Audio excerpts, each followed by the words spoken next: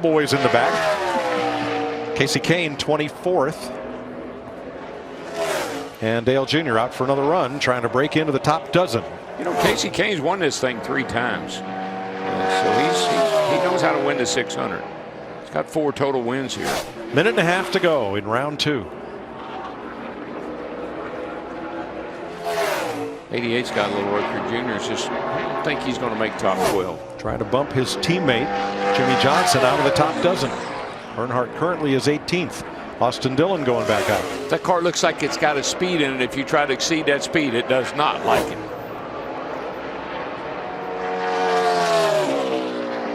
Looks to me like the most. That's going to be hard to beat. What do you think, Steve? I think that's going to be very close. I do think they can run a little bit quicker. They ran a 20 last segment. I think we're starting to see some games being played. We saw Truex and a couple cars not run really fast in the first session of qualifying. I think they're actually saving a little bit of tire as we see Jimmy Johnson here trending to the green. Behind him is Kyle Busch. Look at Kyle Busch is over 2/10 faster than Kevin Harvick. Jimmy Johnson going the wrong way. Has the opportunity to take it back here through 3 and 4 down the long front stretch, but trending the wrong way. He's not going to recover now. Can't do it, but look at this lap going. Kyle Busch, a solid 2/10 faster than Harvick, coming off turn 4, coming to the start-finish line. It's a big lap right here. Pretty good, I think. Pretty good, I think. Absolutely it is. 48.051. Almost a 48 flat in the 3rd round for Kyle Busch. That's impressive. Blaney half a second off. McMurray a quarter second off. In 3rd. McMurray quarter second off, still in 3rd. And Martin Truex Jr. 4/10 of a second off as well. Red and black flags are displayed. This lap obviously will count. He took the green flag in time, so Martin Truex Jr. moves to 6th quickest and will start tomorrow's race from the 6th position. But here right away, got some fast cars going out. Here comes Kyle Larson off turn 4 to take the green. And Larson was 4th in practice today. One thing that we've seen from practice with that small spoiler in the back, really high top speeds entering the corner. Ooh, over 200. Oh, yeah, I think it was like 210, 2010. A little wiggle right there, coming off of turn 2. A little wiggle when she walks.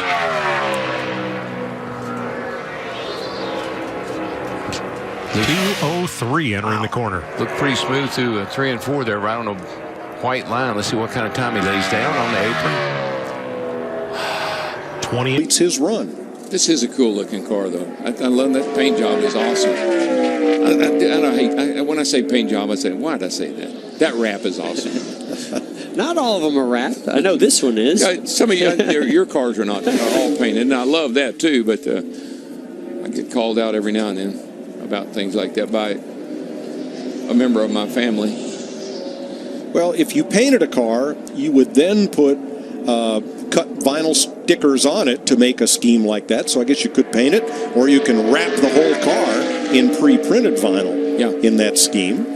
I know for the Daytona 500 being on the front row there, it's such a big deal, such a prestigious pole or front row to be on, that they will paint everything on the car.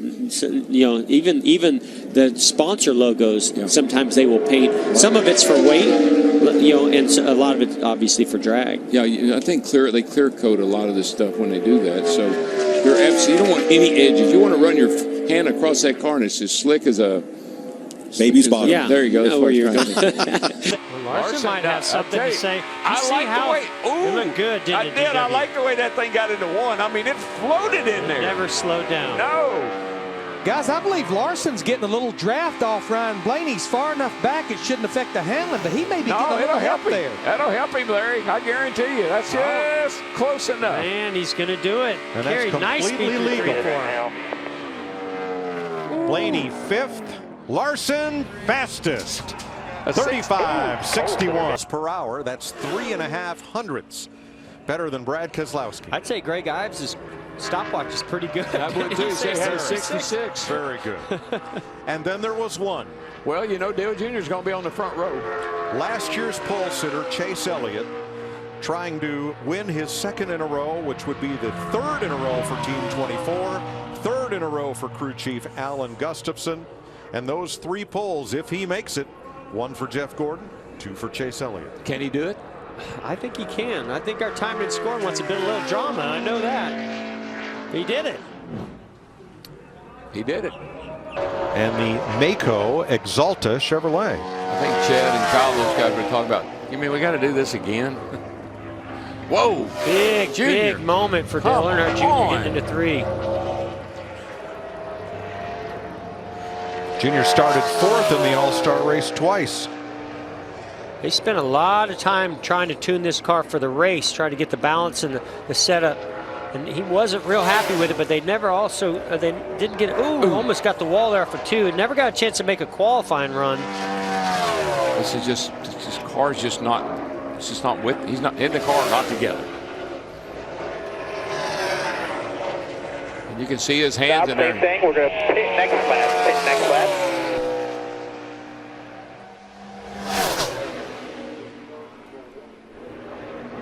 You can just see how much the back of the car is unstable, forcing him to move that wheel back and forth, trying to catch it. Down here.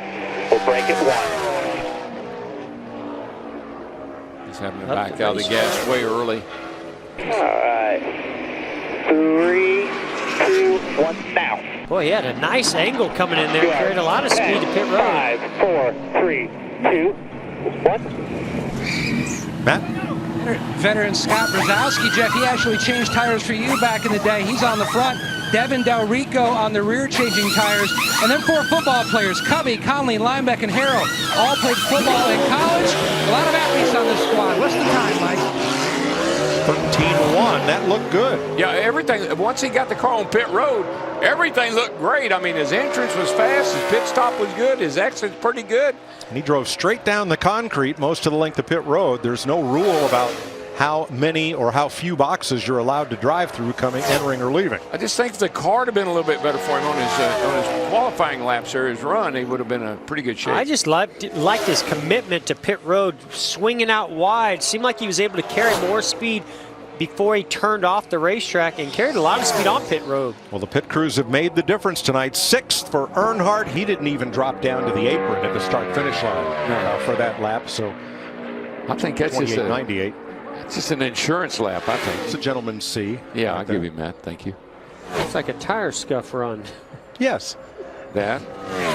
Probably a number of things. Ryan Blaney, 28.60. Kyle Larson and Chase Elliott on track for their run. 3 minutes to go in the session. I heard Kyle Larson come through turn 9, coming to take the green, and he was on the chip, on the rev limiter, already carrying a ton of speed before he ever took the green flag. You know why, Jeff? Because it's going to take that to beat McMurray. You're going to have to put it. You're going to have to get it pretty good here. That's a nice lap. McMurray put down a 15.2. It's all going to be about how you connect coming out of turn 8 through 9 and 10, and then can he be aggressive into the braking zone in 11? He's getting it done so far. For a little bit shallow entry into turn 10. He's got a 10th and a half in the bank. Yeah, he got around there. He got around turn 10 really well. Now, if he can just nail, that might have hurt him right there. Oh, he recovered really good. Yeah. Yeah, it's going to hurt him on the exit. Oh, he's going to get it back. It's going to be. Yeah, he got out there well, but it was really ugly getting in. He made a mistake. Well, you said the best lap would be ugly, and it was. Larson to the top. It was ugly. Quickest, 29.19. Fastest lap Fastest lap. Fastest lap of the day. Look at Harvick right behind him. Oh! Wow, he did it! 29.11. Good job. 3, 2, 1. Time has expired. 47 can't come back.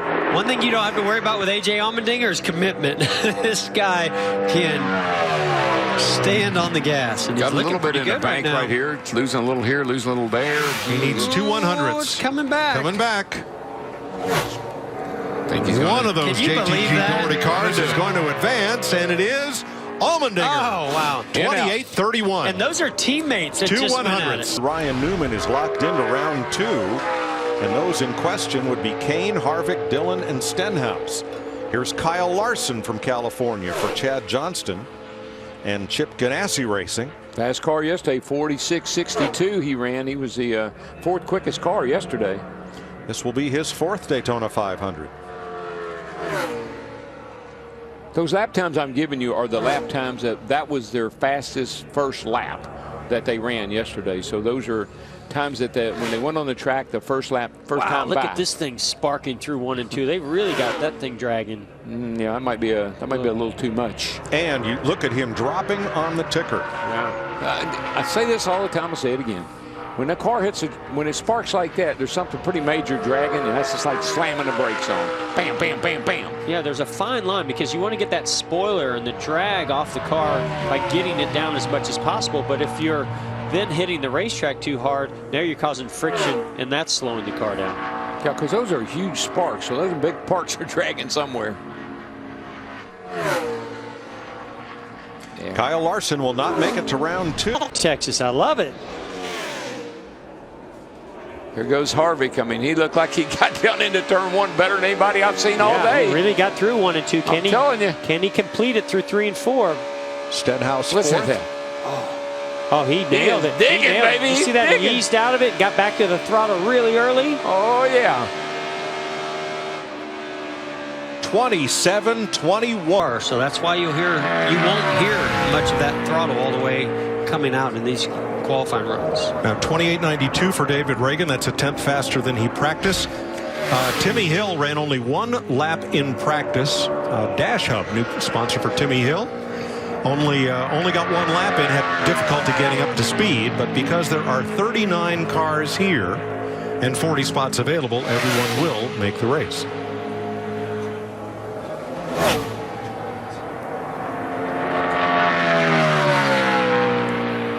Big improvement for Timmy Hill, 31.12. Jeff, I think, it's cooling down a little bit. This time goes by here, the track's going to get a little bit cooler, and you didn't abuse your tires in that first go-round, so really and truly, you should be able to pick up. 7.5 minutes to go in round 2. Kurt Busch looked good coming to green.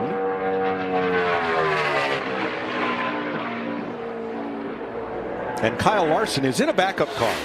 Got into the wall in practice earlier today. They rolled out the backup early in the second session. He did get on track for about 25 minutes with this car and posted a really nice run in mock qualifying. Yeah, I really think this car was better.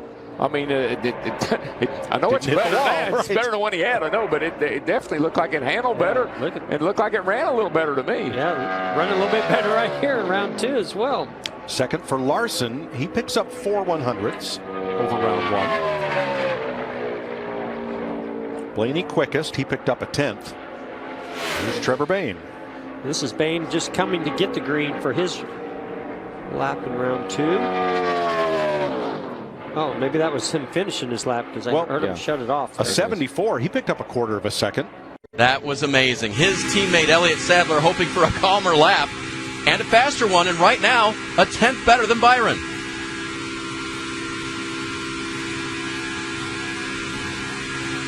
Wow, that's an impressive lap by Byron. This is a great lap by Elliott Sadler. And I think something that, like he said, we were second. You need to come talk to me. We may have to go talk to him because he's first here in a minute. This is a great lap here.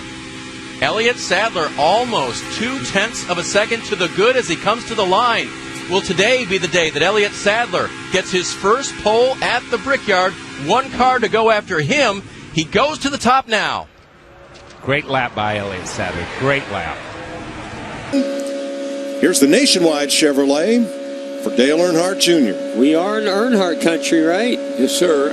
Outside pole sitter from Daytona.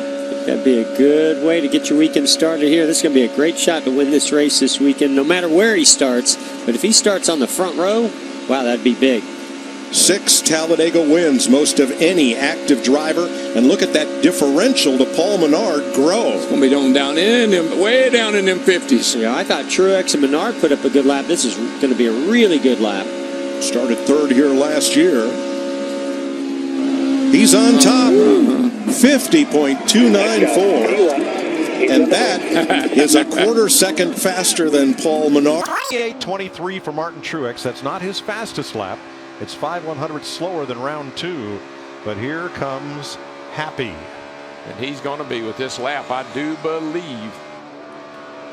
Yeah, baby. Ka-chow. 27.91. That's even 3 100ths faster than his second round. Yeah, the tires are starting to as give well up. as there's already heat in those tires, the air pressure builds up a little bit faster through that lap, DW. So I think what happens, they get through 1 and 2, air pressures are down, but as they get to turn 3, they need the front to turn. Just seems to tighten up on them. Here we go with Blaney. 7th for McMurray. I like that line. He went above the bumps, but he just right on the edge Look of at this. Look at right on the edge. Oh man, he really, that's the best we've seen anybody get through 1 and 2 so far. He's up at 10th going into turn 3. Man, he drove that thing into 3 and then it stuck. Danny Suarez. Come on, baby. Here comes He's Blaney. going to be so close. No! Oh, no, right at the bow, guys. 92, second for Blaney. For Dale Earnhardt Jr.'s final run at Daytona International Speedway. Everyone crossing their fingers. They are Dale Jr. fans that he could potentially win the pole in his final Daytona start. And remember in the media center yesterday that someone asked Chase Elliott, would you pass Dale Jr. on the last lap to win Daytona? He's like, well, of course I would pass him. Why wouldn't I? But we may see him have to do that based on this run right here. He's in the green, going down the backstretch. Dale Earnhardt Jr. looking for the pole at Daytona. He has to hold the line through 3 and 4. Take a little bit. He goes through 3 and 4. It's looking good as he exits 4, coming to the finish line. Dale Jr. is going to win the pole at Daytona. A teammate out there right now, Ryan Newman, Luke Lambert, this 31 crew. Let's talk about what he's going to do here. 3 and 4 is definitely gaining some grip, which has to even help on the interest of pit road, I would think. It does, but the cars are definitely loose too, for sure. But this is going to be an interesting stop. The 31 guys, they're going to keep business as normal, nothing tricked. They're just going to use the gas man to do something a little different than they normally do. But it's going to be pretty much a straight up stop for these 31 Caterpillar guys. And Slugger, since it's an impound race, you're not going to qualify a setup like you would for the Coke 600, especially with the fuel load. Absolutely. The changes that you're going to have here are very minimum. You got some wedge adjustments, air pressure adjustments, and some track bar adjustments. But the main thing to me is the brake rotors. You know, we would typically run a less brake rotor next week for the 600, but since you got to do all this pit road challenge here, you got bigger rotors on the front of these cars just so you can simply stop. Well, we should see him come to pit road this time as he goes down the back straightaway off turn 2. You can see the crew ready to go for this 4-tire stop. Ryan looked like he was actually getting on pit road pretty good in practice today. Well, he's been doing this for a while. He understands it. There he goes. Coming around. No, hang on to it, bro. He's got it. He's got it. Now come down pit road. Come on, bring it. Come get some 4 tires. He definitely needs these 4 tires now. Like I said, he's good at what he does. Come get some. All right, so he's going to pull in. We're going to see the Jackman for the 31 car. Adam Lewis go across. Chase Masterson on the front. Jake Lynn on the rear. Pretty good, solid on the right side. Yeah, it looks good so far. Everything's normal. No issues so far. Good time stop, but I'm sure the driver's a little baffled right now. All right, 13-3 on the stop. Tell me about what happened on the front end there. We saw him pull a piece of tape. Yeah, basically, to go fast for one lap, you put tape solid on the grill. And since we got to run 3 laps here at Charlotte, the gas man will simply pull a piece of tape off, open up about 10 square inches of tape. Slugger, I was impressed with 2 different uniforms on those pit crews taking care of both sponsors. Yeah, they kind of do that every year. The All-Star race is a special race, and we have to protect our sponsors for sure. But, man, I'll tell you what, shout out to Ryan Newman. That was one heck of a job right there driving. It really was. What a save. And I don't think the pit crew, I think they thought, well, he's not going to make it down here. And by golly, he made it. Slugger, you know what happens when something like that happens? Front stretch, 8,100 RPM for Timmy Hill. We've been seeing 8,300 yesterday from a number of cars. Here is Corey LaJoie, 3rd-generation driver, who is also one of those 6 open teams. His grandfather, Don LaJoie, the kingpin at the Danbury, Connecticut Race Arena. His father, Randy, a champion of NASCAR's Busch Series, now the Xfinity Series. So here's Corey driving for BK Racing. Doug Rickert, the crew chief, one of the 7 drivers trying to make their first Daytona 500. Did you say Doug Richard? Oh boy, there's a name that goes back a long way. Yeah, at the age of, I think, 19, he crew chiefed Dale Earnhardt Jr. or Dale Earnhardt to his first Cup championship. 19. Kid from California. Experience means a lot here at Daytona. It really does. He was Michael's crew chief last year, I think, also, when he drove one of the BK cars. Quickest so far, Corey LaJoie, 48.58. Stone cold from round 1 to round 2. In fact, I've heard several drivers and teams say a little bit of heat seems to be better. So I think that's another reason to wait today. A little bit different approach here out of Ricky Stenhouse Jr. Went in a little bit high, came over those bumps with a different angle, tried to carry that momentum. Ooh, yeah, he's wiggles right there, though, and washes up the racetrack. Yeah, way high. Probably couldn't get the thing. Maybe he couldn't get it to the bottom. That's why he got up in that high lane over in 1 and 2. Stenhouse. 28.73 on his first lap.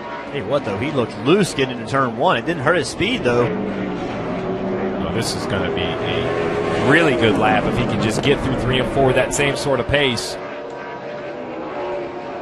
Drives in the corner. Now the most important thing is not overdriving. The left front tire you see working. He's driving that race car. It's not stuck like glue, but the speed is definitely there. 28.56 for Kyle Larson. Run in this round, it allows them to come back to pit road, cool down the tires, cool down the engine, and possibly make that. I know that they're hoping that they don't. They go fast enough here, and I'm pretty sure this car right here is going to be one to beat for the pole today. Pretty fast in practice, that's for sure. The last 2 years here, Keselowski has been one of the 2 fastest cars in pre-qualifying practice. And both those cars' teammates, they ran above the bumps in 1 and 2. They kind of arced it in there and just went right above. 205 miles an hour into the corner, Brad Keselowski. Yeah, and got a great run off turn 2 by doing that. Used every inch of the racetrack coming off of 4. 27.96. Logano. Larson on another good run. 28.03. Round 1 he was pretty good. Backs it up. 27.90 for Larson. He is fastest. Bush, older of the 2 brothers from Las Vegas, driving a Stewart Haas Ford. This is this week the Haas Automation Monster Energy Ford. The Daytona 500 winner, crew chief Tony Gibson, and owners Gene Haas and Tony Stewart. Had never won a restrictor plate race until he won. Oh, he picked a good one, didn't he? He did do that. I didn't realize that. I mean, he's a great restrictor. Oh, he's a great teammate. And, yeah, he pushed a lot of people to the win, but he always ran second. And as good as he and Tony Gibson, I think that celebration Tony Gibson had in Victory Circle, it brought tears to my eyes. Now he's got to pick it up. He's below the yellow line that would transfer him. Here he comes into the final round. I think there maybe there's that little bit of wind we were talking about down there in 3 and 4, a little bit of a headwind as you turn off into turn 3 and 4, and then come out of there, you lose that, and it's going to be mighty tight here. Not sure he's going to make it in the top 12. And you know, one thing that happened DW yesterday and might not quite get in there, 13th, something that the teams didn't get a real chance to.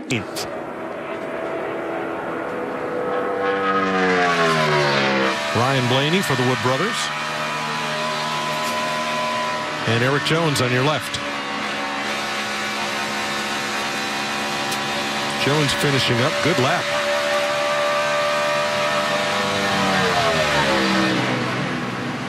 Third for Jones, 27.93. That's a great lap. 21 car was running high, above the bumps in 1 and 2. Let's see what he can do here at the line. 12th for Blaney, 28.08. Kevin Harvick, 11th, 28.05. Some teams chose to do, the drivers chose to do, was not get everything that they had in the car, to try to save a little bit on the tires to really get all of it now, round 2, and hopefully get you all the way to round 3. So I think we're going to see a big shakeup in where they were at the end of round 1 versus where they're going to be at the end of round 2. Yeah, all part of the strategy. Being fastest in round 1 pays nothing. You just have to be in that top 24 to advance. And now it's the strategy, how hard do you go to make sure you make the top 12? Well, in that first round, you just don't scare yourself.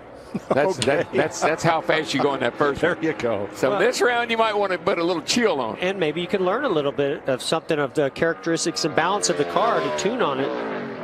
This is going to tell us a little bit. That definitely is a nice pickup for Ryan Blaney. Good lap. A couple of tenths. Not as fast as we saw Kyle Busch. And what was that? Kevin Harvick, I think, were the top 2. Now, Keselowski picks up only 1/100th of a second from the now that's first round. a surprise. Yeah. That Blaney lap, that's not bad for second time out. Now, Hamlin, pretty good pickup there. Of this package that we see these Fords all running today that are having so much success with. Robert got that going, and his son Doug has just continued on. So that bump Casey Kane puts Austin Dillon on the hot seat. Here's the other Roush Fenway Ford, Trevor Bayne, out of Knoxville. He's had top 15 finishes the last 4 races. Started the season off with a top 10 at Daytona. This is the Advocare Ford. It's always, I'll never forget the day that he won the Daytona 500. That was quite a thrill for him and for us, because it was his birthday, if I recall. And what a celebration. And with the Wood brothers. Well, it was so cool, because the Petties and Roush and I don't know who. There were so many people in Victory Circle that day. It was like a who's who. 4th for Trevor Bayne. He'll move on to round 2, and that bumps Austin Dillon. Corner carrying all that speed, you won't get the car down to the line and through that middle section the way you want. I think he just skipped over the bumps. I don't even think he just kind of hit the high spots. Here's another car coming to the green. Happy birthday. Turn 1. Very well. It might be a birthday present. Look at this. Off of turn 2. Smooth. The car didn't move much going over those bumps. No, it didn't. Matt Kenseth used to say, I must not be a very good qualifier. Then he came to Joe Gibbs Racing. Then he became a great qualifier. Business picked up. Oh, it's going to be a little wiggle right there for 4. Not going to be a birthday present for him. 27.92. Here's his teammate Kyle Busch, the hometown boy. Close. 28.07. He is 4th. Eric Jones. Could he surprise? He's trying. 4th for Jones, 28.07. He beat. Know where they can gain time, just like we heard Kyle Larson say in his interview. I don't think you could get on pit road any better than he did, though, with that back end hung out. Look like it was on a dirt track. He got all of it. That was perfect. Jimmy Johnson was 152.85 on round 1. Guys, what most of these teams were allowed to do, and they're doing, is they started that first round on stickers. Then when they made the stop in the first round, they put on stickers. That's the set of tires they had to start this round on, and they're putting stickers on this pit stop. Well, they only have 1 lap of them coming into this round, that final lap. So they're almost brand new. And it's the same for everybody. The problem is that's when they're their best, when they're almost brand new. But it's the same for everybody. No, it is. Yeah. It just doesn't make any difference whatsoever. So the fact that Kyle Larson was almost 0.4 quicker on tires that were not brand new, that's pretty good. But I think that's the weather. I think the track's cooled down that much, picked up that much speed. Yeah, we'll see here. And remember, Jimmy Johnson was quite a bit slower on the racetrack. Wow. Oh, not this time. Smooth and fast in up. No way. No way. Back her up. Back it up. Don't jump, guys. What the?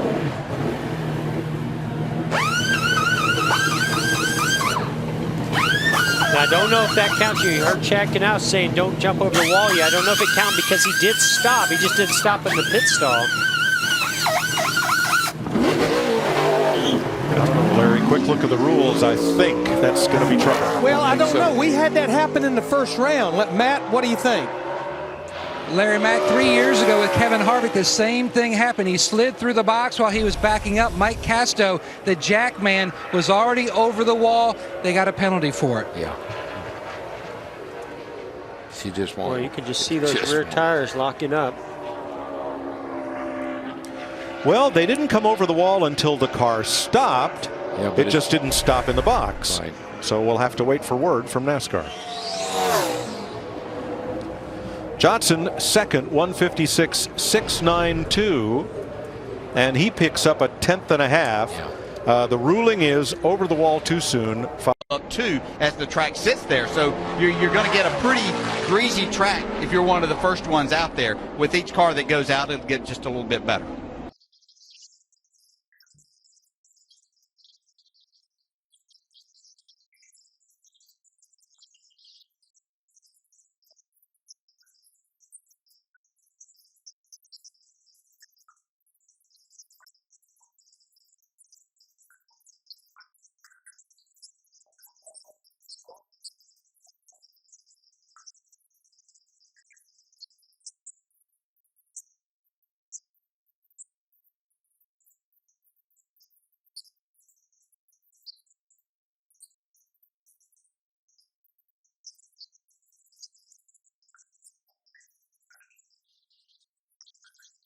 but will he gain it back on corner exit? Can he get off from turn 4 better than the 9? It doesn't look like he will. A little bit, but not enough.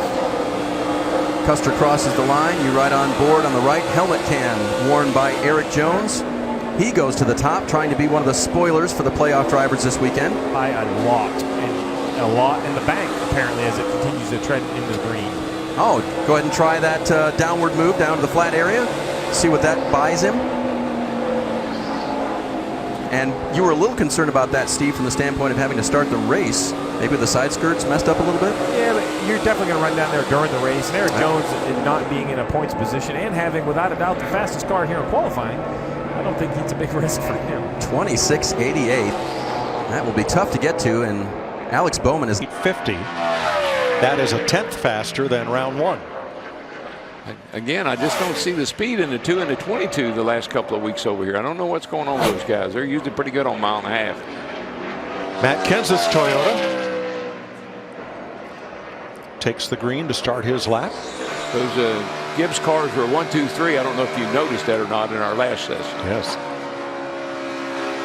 Kevin Harvick on the right of your screen. They were also very fast in practice, so about the time you start to want to write somebody off or you think somebody's got problems, here they come.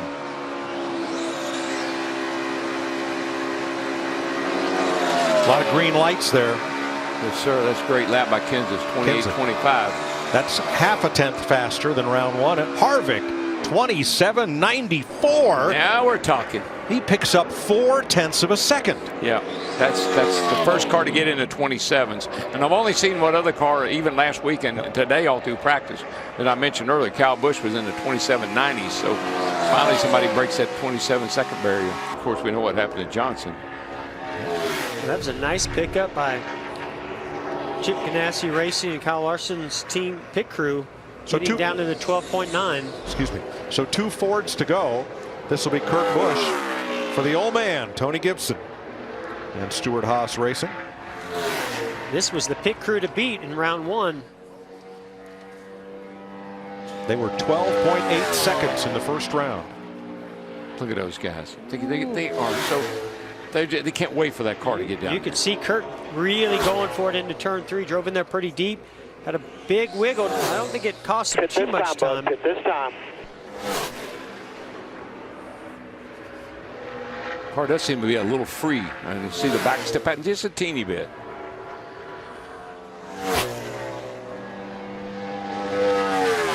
Hold your breath. Find your marks. Get ready. Turn left. Here I come. Ready. Now. Big wide arc. 10, 5, 4, 3, 2, 1. Good. Matt?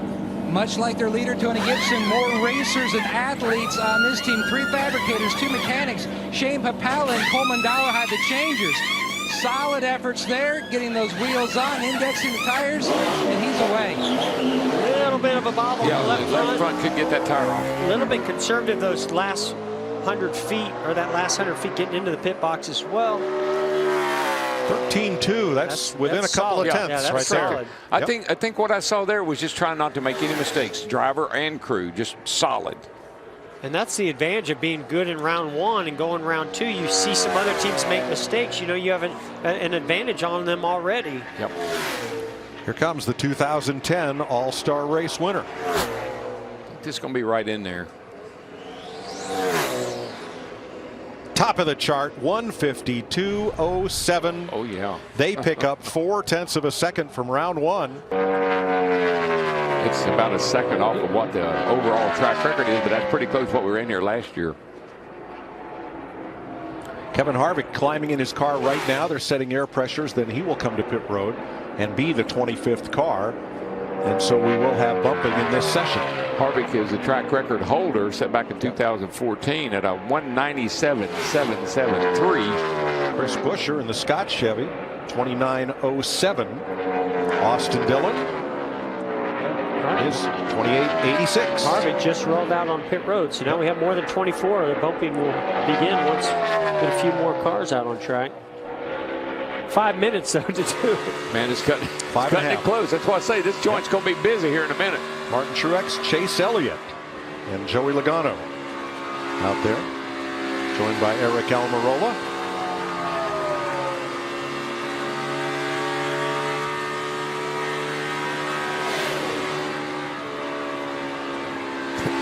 This reminds me, somebody heard somebody say. Now we're reminded by NASCAR, we asked for clarification, you do have to go out and attempt a qualifying run in order to advance. There you go.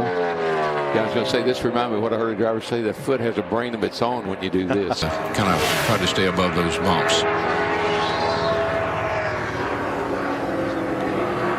So Chris Buescher now on the bubble as both Michael McDowell and Landon Castle have been bumped. It's good in 3 and 4, this 24 does. He ran a little high in 1 and 2. See how it works out for him. Yeah, I don't know if that was by choice or not. It looked like he drove it that way, Jeff. It didn't look like he was trying to get it to the bottom too much. 9th, 28007. He complained about the harshness of those bumps, so maybe he decided just to avoid them. And I noticed, yeah, I thought that the splitter hit a little bit.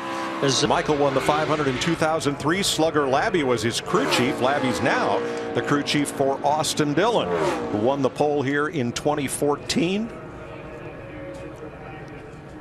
Yeah, Austin Dillon has the best average finish on the restrictor plate races from last year. He and Slugger, once they got together, I think they really made a nice combination here, getting stuff done. The car was competitive, won a pole or two, you know, and really turned the corner a little bit with this team. Dillon driving for his grandfather, Richard Childress, in historic number 3. He'll be in his 5th Daytona 500. What you'll start seeing as we get into the faster cars, you'll start seeing the platform of that car and how it's just sealed with the front splitter to the racetrack, and they get into the corners. You might even start seeing some sparks coming out the back because they've got the back down so well. Top of the chart, besting Landon Castle by 14 or 16 100ths. Paul Menard, 11th. Now Suarez has just come out of the Xfinity practice where he's running that race this week. I'm curious. I know those cars are driving a lot more similar this year than they used to, and I'm curious if that's going to give him the experience and the laps and the knowledge that he needs to maybe improve over here on the Cup side. Yeah, I think now we're on to pit road, and that was competitive. So either Kyle Larson or Joey Logano will move on to the next round.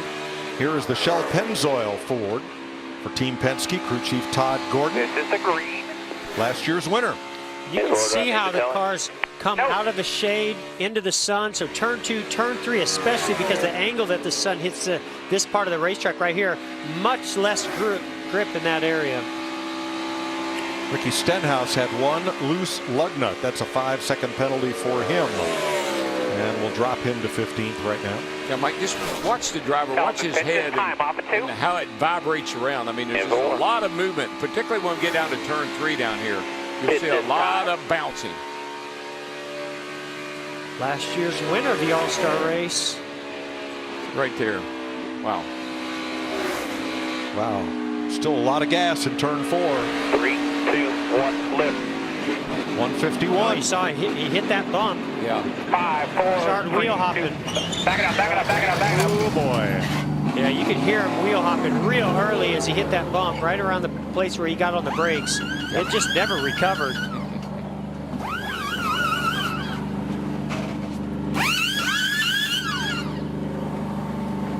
Are you ready? Go, go, go, go, go, go, go. All the way, all the way, all the way.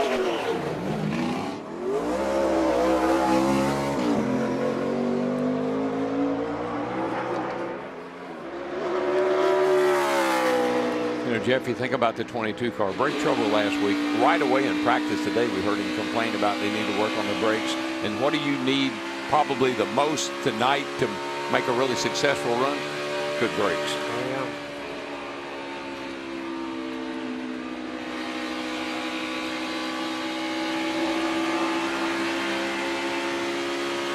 I thought they did a nice job getting them back into the pit stall. So pretty good recovery for the issue that he had. Yeah. I introduce you to really Kyle nice Busch, lap. who's getting after it. My goodness. Wow, this is going to be big. Real big. Yes, 22.55. That's a big lap. Go get you some of that, boys. You think he'll advance? I just hope he didn't take too much out of those tires for round 3. I want to know who let that dog out.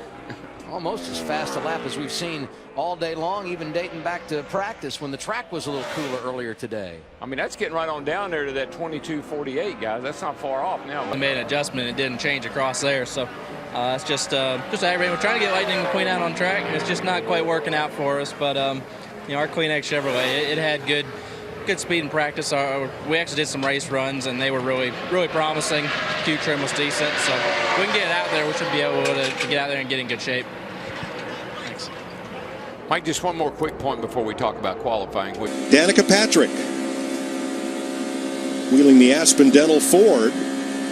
Ran Chevrolets last year. Now Stuart Haas Racing, 4-car team, switched to Fords for 2017. She started 12th at Atlanta, finished 17th there.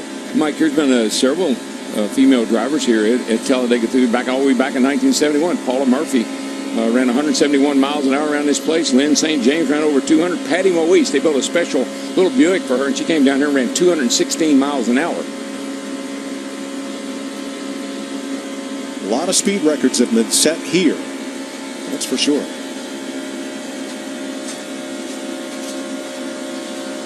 You can just barely hear a faint sound of a little bit of dragging, side skirts, things underneath the car. They just want to get those heights just right where you just barely hear that little skip on the racetrack as it loads into the corner.